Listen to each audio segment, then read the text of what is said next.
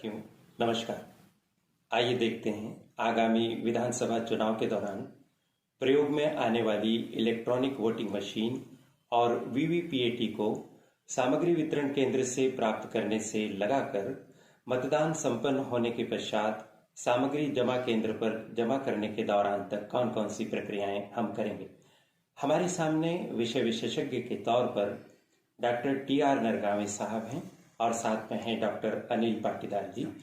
आप दोनों ही बड़वानी जिले के मास्टर ट्रेनर्स हैं। हम उनकी सहायता से पूरी प्रक्रिया को समझने का प्रयास करते हैं। सबसे पहले हम मतदान सामग्री प्राप्ति केंद्र पर पहुंचे और हमने वहां पर ईवीएम वीवीपीएटी प्राप्त कर ली है। आइए अब हम इनको चेक करने की प्रक्रिया करते हैं। सबसे पहले हम बैलेट यूनिट को चेक करेंगे। अनुरोध है कि आप बैलेट यूनिट को प्रदर्शित करने का कष्ट करें कि इसका ऊपरी भाग किस प्रकार का होता है। उस पर लिखा हुआ रहता है बैलेट यूनिट, आपको दिखाई दे रहा है। इस बैलेट यूनिट को कैरिंग बॉक्स के अंदर रखा है। आप कैरिंग बॉक्स देख पा रहे हैं। कैरिंग बॉक्स खोलने के लिए आप देखेंगे कि लेचेस लगे हैं। आसानी से इन लेचेस को खोला जा सकता है। जब आप लेचेस को खोलें तो आप देखें विषय विशेषज्ञ के द्वारा हैंडल को मजबूती से थामे हुए रखा गया है। लेचेस खोलने के बाद आप उसको यानी कैरिंग बॉक्स को सीधा टेबल पर रख दीजिए, सरफेस पर रख दीजिए और अब आप उसमें से बैलेट यूनिट को निकालिए। बैलेट यूनिट के साथ एक केबल भी लगी हुई रहती है। सावधानी से बैलेट यूनिट को आप बाहर निकालिए। सबसे पहले आप इसकी जांच कीजिए। कृपया सामने का हिस्सा प्रदर्शित करें इस तरह से। बहुत अच्छा। इसके अलावा आपको इसमें यह देखना है कि मतपत्र ठीक से लगा हुआ है। कृपया बताइए, यहाँ पर मतपत्र लगा हुआ रहेगा और इस मतपत्र के माध्यम से आपको पता चलेगा कि जिस मतदान केंद्र पर आपको वोटिंग कराने के लिए जाना है वहां पर नोटा सहित कितने अभ्यर्थी हैं। इसके साथ ही आप देख लीजिए कि बैलेट यूनिट के दोनों कोने पर ऊपर की तरफ एड्रेस टैग लगे हुए हैं। उनको देख लीजिए, दोनों तरफ एड्रेस टैग लगे हैं। उस पर जो संख्या लिखी हुई है और मतदान केंद्र का नाम लिखा हुआ है उसको आप बैलेट यूनिट के कैरिंग बॉक्स पर लगे हुए एड्रेस टैग से भी आप मिला लीजिए, ताकि यह सुनिश्चित हो जाए कि इस बैलेट यूनिट का उपयोग आपके द्वारा आपके मतदान केंद्र पर करना है। साथ ही साथ स्टिकर पर उस बैलेट यूनिट का नंबर भी लिखा हुआ रहेगा। बैलेट यूनिट के पीछे भी एक स्टिकर लगा हुआ रहता है, वहां पर भी बैलेट यूनिट का नंबर लगा हुआ रहता है, लिखा हुआ रहता है। इनके आधार पर आप अच्छी तरह से परीक्षण कर लीजिए कि बैलेट यूनिट आपके मतदान केंद्र की है। साथ ही साथ बैलेट बटन दबाने के लिए जो बटन है, जितने अनमास्क हैं उन्हें दबाकर देख लीजिए कि वो पुश हो रहे हैं। उतने ही बटन अनमास्क हैं जितने कैंडिडेट हैं। इस उदाहरण वाली मशीन पर नोटा सहित 16 अभ्यर्थी दर्शाए गए हैं, इसलिए इसमें सारे ही बटन अनमास्क किए गए हैं। यदि आपके मतदान केंद्र पर नोटा सहित 5 ही अभ्यर्थी हैं तो शुरू के 5 बटन अनमास्क रहेंगे और बाकी के बटन मास्क्ड रहेंगे। इस बात को आप भली भांति देख लीजिए। इतना परीक्षण करने के उपरांत आप बैलेट यूनिट को वापस कैरिंग बॉक्स में रख दीजिए। बिल्कुल सावधानी से उसे रखिए। उसके साथ 5 मीटर की एक केबल भी होती है। अच्छे से आप उसे जमा दीजिए। जमाने के बाद उसे बंद कर दीजिए। आवाज आनी चाहिए। बंद होने की आवाज आती है और फिर उसको आप एक तरफ सुरक्षित रूप से रख दीजिए। इसके उपरांत अब आप कंट्रोल यूनिट के कैरिंग बॉक्स को देखिए। आपको दिखाई दे रहा है, इस पर लिखा हुआ है कंट्रोल यूनिट। ये उसका ऊपर वाला हिस्सा है। अब इसे टेबल पर रख दीजिए। कृपया आप देख पा रहे हैं कि उसके खोलने के जो लेचेस हैं सेम बैलेट यूनिट के कैरिंग बॉक्स की तरह ही है। कृपया खोलकर बताइए और कंट्रोल यूनिट को बाहर निकालने का कष्ट कीजिए। डॉक्टर नरगावे साहब और डॉक्टर पाटीदार जी हमारी मदद कर रहे हैं। जब कंट्रोल यूनिट बाहर निकाली जाएगी तो आप देखेंगे कि उस पर कुछ जगह सील लगी हुई रहेगी और उसमें नंबर भी अंकित रहेंगे।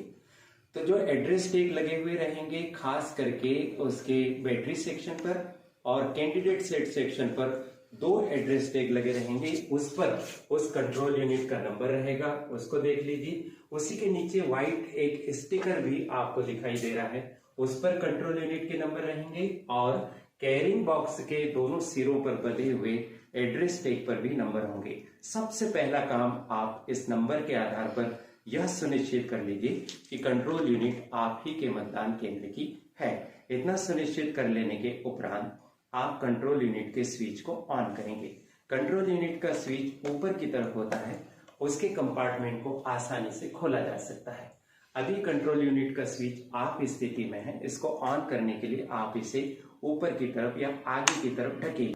जैसे ही इसे आप ऑन करते हैं तो डिस्प्ले सेक्शन पर या डिस्प्ले बॉक्स पर आपको कुछ सूचनाएं प्रदर्शित होती हुई दिखाई देगी। आपको खास करके इस पर दिखाई देने वाली तारीख, समय, कैंडिडेट की संख्या और बैटरी के स्टेटस को विशेष करके देखना है। आप देख पा रहे हैं उसमें अभी डेट दिखाई दे रही है। आज इसमें दिखाई दे रही है जो तारीख है वो आज वीडियो बनाने की तारीख थी। आप जिस समय चेक करेंगे यानी 16 नवंबर उस समय दिखाई देगी। सीरियल नंबर इस पर दिखाई देगा, उसके आधार पर आप परीक्षण कर लीजिए ठीक दिखाई दे रहा है। कैंडिडेट्स अभी 16 दिखाई दे रहे हैं, उस समय जितने कैंडिडेट्स होंगे वो इसमें दिखाई देंगे। बैटरी की स्थिति बहुत अच्छी बताई जानी चाहिए, हाई वोल्टेज बैटरी होनी चाहिए। जब आप बैटरी चेक करेंगे तो 95 से ऊपर ही परसेंटेज आपको दिखाई देगा।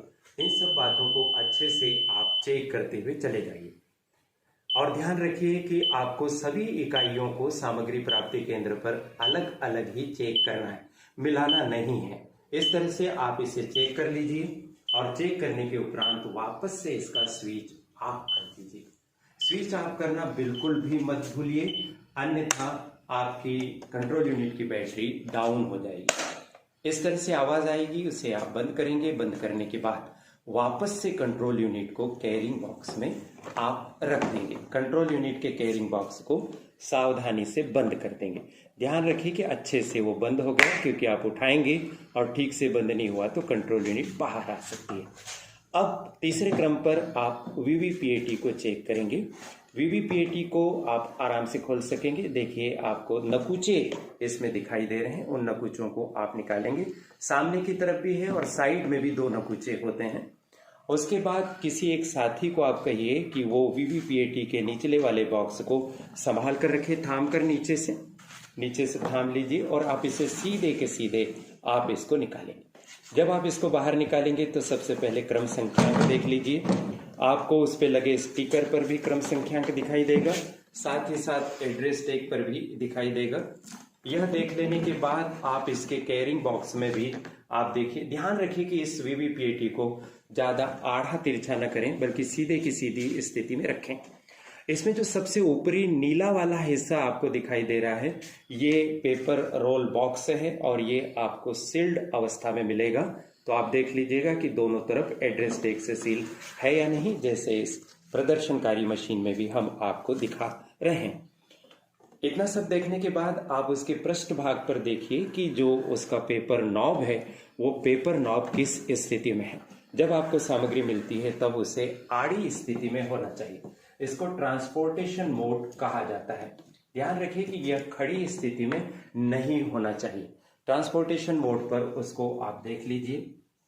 इस तरह से आप उसको देखेंगे। उसका बैटरी सेक्शन खोलकर देख लीजिए कि उसमें बैटरी लगी हुई है कि नहीं। ये बहुत आसानी से आप इस बैटरी सेक्शन को खोल सकते हैं और उसमें बैटरी देख सकते हैं कि बैटरी उसके अंदर इंसर्ट की गई है।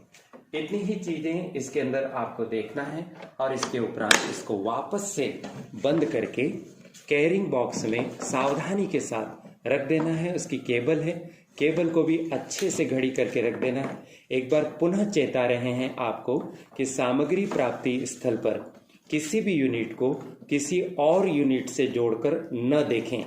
कोई भी केबल आपस में कनेक्ट न करें, इंडिविजुअली ही आप इनका परीक्षण करें, जैसा अभी आपको दोनों सम्माननीय मास्टर ट्रेनर्स डॉक्टर पाटीदार जी और डॉक्टर नरगावे सर ने करके दिखाया है।